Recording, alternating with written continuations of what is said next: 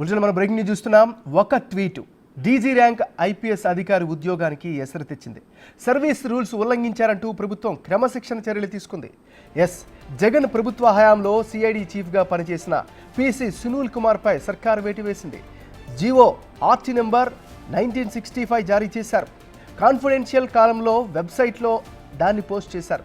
అధికార దుర్వినియోగానికి పాల్పడిన మరికొందరు ఐపీఎస్ ఐఏఎస్ అధికారులపైన చర్యలు తప్పవు అనే చర్చ జరుగుతోంది.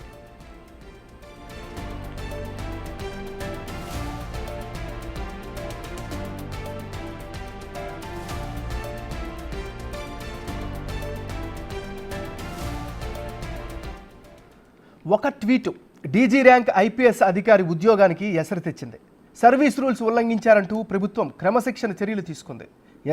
జగన్ ప్రభుత్వ హయాంలో సిఐడి చీఫ్గా పనిచేసిన పిసి సునీల్ కుమార్పై సర్కార్ వేటు వేసింది. జీవో ఆర్టీ నెంబర్ 1965ను జారీ చేసింది. కాన్ఫిడెన్షియల్ కాలంలో వెబ్సైట్లో దాన్ని పోస్ట్ చేశారు. అధికార దుర్వినియోగానికి పాల్పడిన మరికొందరు ఐపీఎస్ ఐఏఎస్ అధికారులపైన చర్యలు తప్పవు అనే చర్చ జరుగుతోంది. ఇక ఇదే అంశానికి సంబంధించి మరింత తాజా సమాచారాన్ని మా రిపోర్టర్ శివ అందిస్తారు. శివ, చెప్పండి.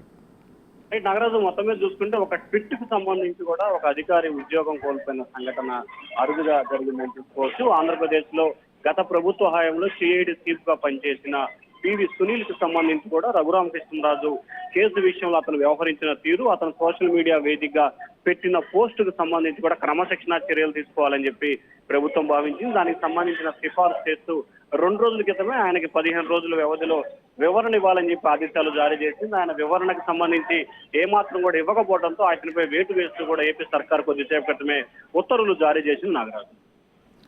Right, thank you Shiva.